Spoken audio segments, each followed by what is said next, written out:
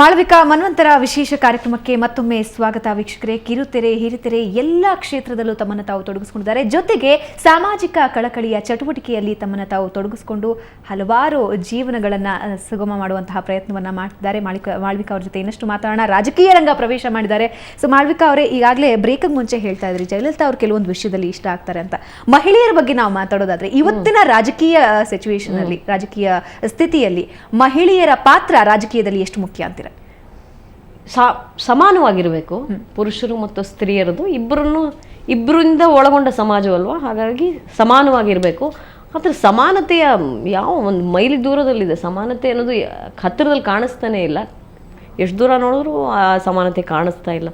ಬಹಳ ಅಗತ್ಯವಿದೆ. ನನಗನ್ಸೋದು ಮಹಿಳೆಯರು ಅಂತ ನಾನು ಇದನ್ನು ಸೀಮಿತಗೊಳಿಸೋದಿಲ್ಲ. ನಾನು ಸ್ತ್ರೀವಾದಿ ಹೌದು, ಆದರೆ ಈ ಸ್ತ್ರೀವಾದವನ್ನು ಪ್ರತಿಪಾದಿಸ್ತಾ ಎಲ್ಲೋ ಒಂದು ಕಡೆ ಮಾನವೀಯತೆ ಅನ್ನುವುದು ಸ್ತ್ರೀವಾದಕ್ಕಿಂತ ಸ್ವಲ್ಪ ಒಂದು ಹೆಜ್ಜೆ ಮೇಲಿಕ್ಕಿದೆಯೋ ಅಂತ ಅನ್ಸೋಕೆ ಶುರುವಾಗಿದೆ. ಮುಖ್ಯವಾಗಿ ಈ after doing my reality show.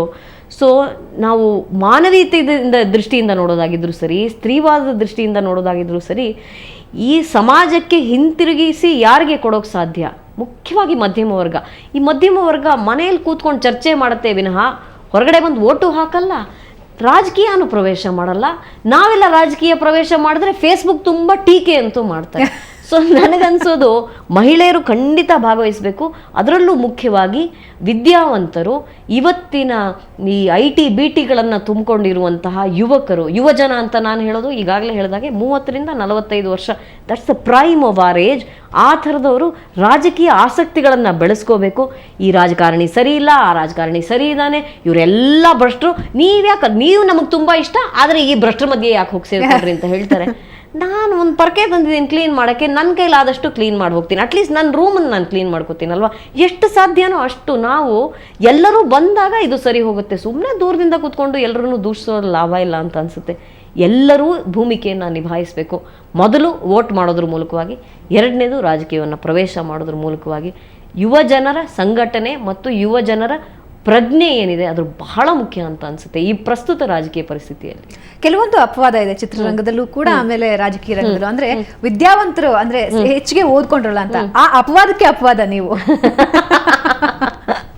ಆದ್ರೆ ರಾಜಕೀಯ ರಂಗದಲ್ಲಿ ಏನಾಗ್ತದೆ, ವಿದ್ಯಾವಂತರಿಗಲ್ಲ ಅಥವಾ ಪದವೀಧರರಿಗಲ್ಲ ಅಲ್ಲಿ ಏನು ಇರೋದಿಲ್ಲ, ಅಲ್ಲಿ ಮಾಡುವಂತಹದ್ದು ಏನು ಇರೋದಿಲ್ಲ. ನಮ್ಮ ಆಸೆಗಳಿಗೆ, ನಮ್ಮ ಆಕಾಂಕ್ಷೆಗಳಿಗೆ, ಉದ್ದೇಶ ಏನ್ ಇಟ್ಕೊಂಡು ಹೋಗಿರ್ತೀವೋ ಅದು ಸಾಕಾರ ಆಗಲ್ಲ. ಆದ್ರಿಂದ ವಿದ್ಯಾವಂತರಿಗಂತೂ ರಾಜಕೀಯ ಅಲ್ಲಪ್ಪ, ಬಿಟ್ಬಿಡಿ, ಈ ರೀತಿಯಾದಂತಹ ಒಂದು ಪ್ರವೃತ್ತಿ ಇವತ್ತಿಗೂ ಕೂಡ ಜೀವಂತವಾಗೇ ಇದೆ. ಅದಕ್ಕೆ ಎಷ್ಟೋ ಜನ ಪ್ರಜ್ಞಾವಂತರು, ವಿದ್ಯಾವಂತರು ರಾಜಕೀಯ ಪ್ರವೇಶ ಮಾಡೋದಕ್ಕೆ ಹೆದರ್ಕೊಳ್ತಾರೆ. ಇದು ಎಷ್ಟು ಮಟ್ಟಿಗೆ ಸರಿ ಅಂತೀರಾ? ರಾಜಕೀಯ ಆಗಿರ್ಲಿ, ದೇಶದ ಅಭಿವೃದ್ಧಿಯ ನಿಟ್ಟಿನಲ್ಲಾಗಿರ್ಲಿ. ಇವರು ಪವನ್ ವರ್ಮಾ ಅಂತ ಒಬ್ಬ ಆಫೀಸರ್ ಇದ್ದಾರೆ.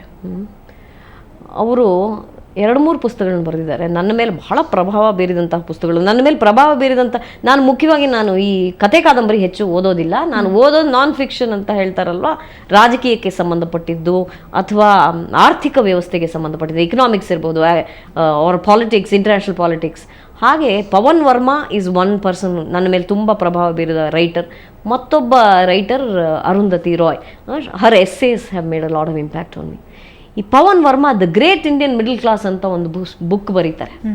ಈ ಗ್ರೇಟ್ ಇಂಡಿಯನ್ ಮಿಡಲ್ ಕ್ಲಾಸು ಅವಾಗಲೂ ಅಷ್ಟೇ, ಬ್ರಿಟಿಷರ ಕಾಲದಲ್ಲೂ ಏನು ಮಾಡ್ತಾ ಇತ್ತು ಅಂದರೆ, ಬ್ರಿಟಿಷರು ಕೆಲಸ ಕೊಟ್ಬಿಟ್ರಪ್ಪ, ನಮ್ಮನ್ನು IAS ಆಫೀಸರ್ ಮಾಡಿಬಿಟ್ರಪ್ಪ, ಅಥವಾ ನಮ್ಮನ್ನು ಆಡಳಿತದಲ್ಲಿ ಯಾವುದೋ ಒಂದು ಆಫೀಸರ್ ಅಧಿಕಾರಿಯಾಗಿ ನಮ್ಮನ್ನು ಕೂರಿಸ್ಬಿಟ್ಟಿದಾರಪ್ಪ, ಬ್ರಿಟಿಷರೇ ಇದ್ಕೊಂಡು ಹೋಗಲಿ ಅಂತ ಅಂದ್ಕೊಂಡಿದ್ದಂತಹ ಮಿಡಲ್ ಕ್ಲಾಸ್. ಈ ಗ್ರೇಟ್ ಇಂಡಿಯನ್ ಮಿಡಲ್ ಕ್ಲಾಸ್ನ ಪ್ರವೃತ್ತಿ ನೀವು ಹೇಳಿದ ಹಾಗೆ ಆಗಲೂ ಹಾಗೆ ಇತ್ತು, ಈಗಲೂ ಹಾಗೆ ಇದೆ. ಒಂದಷ್ಟು ವಿದ್ಯಾಭ್ಯಾಸ ಮಾಡ್ಕೊಳ್ಳೋದು, ಒಂದು ಕೆಲಸಕ್ಕೆ ಸೇರ್ಕೊಳ್ಳೋದು, ಆಮೇಲೆ ಸಂಸಾರ, ಮಕ್ಕಳು, ತನಗೊಂದು ಸಣ್ಣ ಕಾರು, ಒಂದು ಸಣ್ಣ ಮನೆ, ಇದು ಬಿಟ್ರೆ ಸಾಕು, ಇಷ್ಟೇ ಜೀವನ.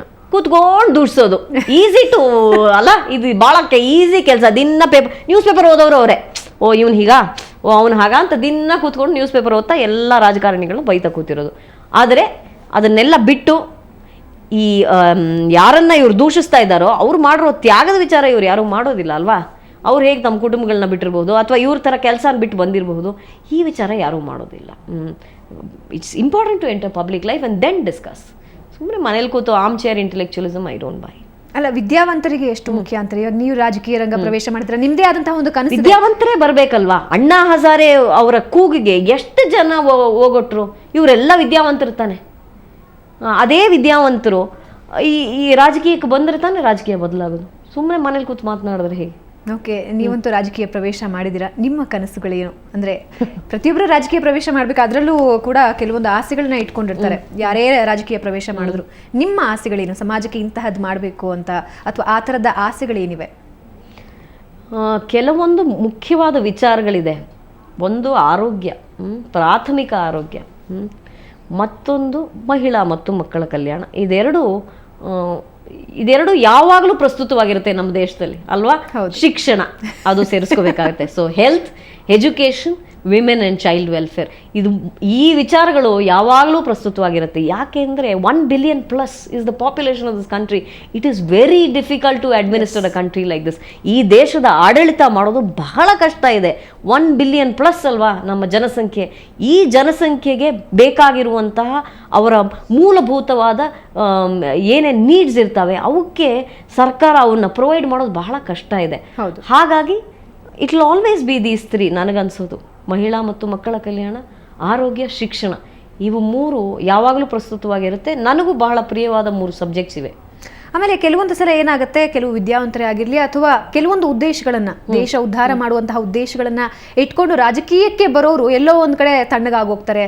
ಅಯ್ಯೋ, ಈ ಸಿಸ್ಟಮ್ನ ಸರಿ ಮಾಡಕ್ ಆಗೋದೇ ಇಲ್ಲಪ್ಪ, ಬಿಟ್ಬಿಡಿ ಅನ್ನೋ ಲೆವೆಲ್ಗೆ ಬರ್ತಾರೆ ಅಂತಾರೆ. ಯಾಕೆ ಆ ರೀತಿ ಆಗುತ್ತೆ ನಿಮ್ಮ ಪ್ರಕಾರ? ಇದು ಬರೀ ರಾಜಕೀಯಕ್ಕೆ ಸೀಮಿತನಾ ಅಂತ ಈ ತರದ ಫ್ರಸ್ಟ್ರೇಷನ್ ಸಿನಿಮಾದಲ್ಲೂ ಆಗ್ಬೋದಲ್ವಾ? ಆದ್ರೆ ರಾಜಕೀಯ ಉದ್ದೇಶಗಳನ್ನ, ನಾನು ದೇಶ ಚೆನ್ನಾಗಿ ಮಾಡಬೇಕು, ನನ್ನ ಜಾಗನ ಉದ್ಧಾರ ಮಾಡಬೇಕು, ನನ್ನ ಜನನ ಉದ್ಧಾರ ಮಾಡಬೇಕು ಅಂತ ಬರೋರು ಎಲ್ಲೋ ಒಂದು ಕಡೆ ಅಯ್ಯೋ ಈ ಸಿಸ್ಟಮ್ನಂತೂ ಚೇಂಜ್ ಮಾಡೋಕ್ಕಾಗಲ್ಲ, ಬಿಟ್ಬಿಡಿ, ಈ ರೀತಿ ಪ್ರವೃತ್ತಿ ಯಾಕೆ? ವ್ಯವಸ್ಥೆಯ ವಿರುದ್ಧ ಹೋರಾಡೋದೇ ಐ ಥಿಂಕ್ ಮನುಷ್ಯನ ಮೂಲಭೂತವಾದ ವ್ಯಕ್ತಿತ್ವ ಅಂತ ನನಗನ್ಸುತ್ತೆ. ಈ ವ್ಯವಸ್ಥೆ ಏನಂದ್ರೆ ನಮ್ಮ ಆಫೀಸಲ್ಲೇ ಇರಬಹುದು, ಎಲ್ಲೋ ಒಬ್ಬ ಬಾಸ್ ಕೆಟ್ಟವನು ಇರ್ಬೋದು, ಅವನ ವಿರುದ್ಧ ಹೋರಾಟ ಮಾಡಬೇಕಾಗತ್ತೆ. ನಾವು ಗೆಲುವು ಸೋಲು ಇದ್ದೇ ಇರುತ್ತೆ. ಸೋಲನ್ನು ನೋಡಿ ಓಡ್ ಹೋದರೆ ಯಾವ ಪ್ರೊಫೆಷನಲ್ಲೂ ಇರೋಕ್ಕಾಗಲ್ಲ. ರಾಜಕೀಯನೂ ಹಾಗೆ ಅಂತ ನನಗನ್ಸುತ್ತೆ. ಎಷ್ಟೋ ಸರ್ತಿ ಎಷ್ಟೋ ಜನ ಇತ್ತೀಚೆಗಂತೂ ನೀವು ಒಂದು NGO ಅನ್ನು ಕಟ್ಟಿ ಸಮಾಜ ಸೇವೆ ಮಾಡ್ಬೋದಾಗಿತ್ತಲ್ಲ, ರಾಜಕೀಯ ಯಾಕೆ ಬೇಕಿತ್ತು?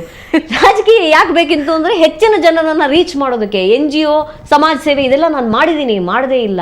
ಈ NGO, ಸಮಾಜ ಸೇವೆ ಇದೆಲ್ಲ 10 ಜನಕ್ಕೆ ನಾವು ವ್ಯವಸ್ಥೆ ಮಾಡಿಕೊಡ್ತೀವಿ. ಅದು ಮನೆ ವ್ಯವಸ್ಥೆ ಇರ್ಬೋದು, ಶಿಕ್ಷಣದ ವ್ಯವಸ್ಥೆ ಇರ್ಬೋದು, ಮತ್ತು ಕೆಲಸದ ವ್ಯವಸ್ಥೆ ಇರ್ಬೋದು. ಮಾಡಿಕೊಟ್ಟು ಆ 10 ಜನ ದಾಟಿ 11ನೇ ಜನಕ್ಕೆ ಹೋಗೋದ್ರೊಳಗೆ ಈ 10 ಜನ ಅದನ್ನ ಬಿಟ್ಬಿಟ್ಟು ಬೇರೆ ಏನೋ ಮಾಡ್ತಾ ಇರ್ತಾರೆ. ಸೊ ಕೇವಲ 10 ಜನ ಅಂದರೆ 1 billion+ is the population of this nation. ನನಗೆ ಆವಾಗ ಈ ಸಮಾಜ ಸೇವೆ ಅನ್ನೋದು ಹೀಗೆ ಮಾಡೋಕ್ಕೆ ಸಾಧ್ಯ ಇಲ್ಲ. ಇದು ದೊಡ್ಡ ಪ್ರಮಾಣದ ಸಾಮಾಜಿಕ ವ್ಯವಸ್ಥೆಯಲ್ಲಿ ಹೋಗಿ ಅಥವಾ ರಾಜಕೀಯ ವ್ಯವಸ್ಥೆಯಲ್ಲಿ ಹೋಗಿಯೇ ಸಮಾಜ ಸುಧಾರಣೆ ಸಾಧ್ಯ ಅನ್ನೋದು ಅವಾಗಲೇ ಅದರ ಅರಿವಾಗೋಯ್ತು. I am talking of 10 years ago or little more then that, ಒಂದು 15 ವರ್ಷ. ಸೊ ಇದೆಲ್ಲ I have tried all this. It's not that I haven't tried. ದೊಡ್ಡ ಪ್ರಮಾಣದ ಒಂದು ಪ್ರಾಬಲ್ಯನೂ ಬೇಕು, ಜೊತೆಗೆ ನಿಮ್ಮ ಮಾತನ್ನ ಜನ ಕೇಳಬೇಕು ಅಂತ ಅದಕ್ಕೆ ಸಾಧ್ಯ ರಾಜಕೀಯದ ಮೂಲಕನೇ. ಓಕೆ, ನಿಮ್ಮ ಜೊತೆ ಇನ್ನಷ್ಟು ಮಾತಾಡ್ತೀನಿ. ಸೊ ವೀಕ್ಷಕರೇ, ಚರ್ಚೆ ಮುಂದುವರಿಯುತ್ತೆ. ಅದಕ್ಕೂ ಮುಂಚೆ ಒಂದು ಸಣ್ಣ ವಿರಾಮ.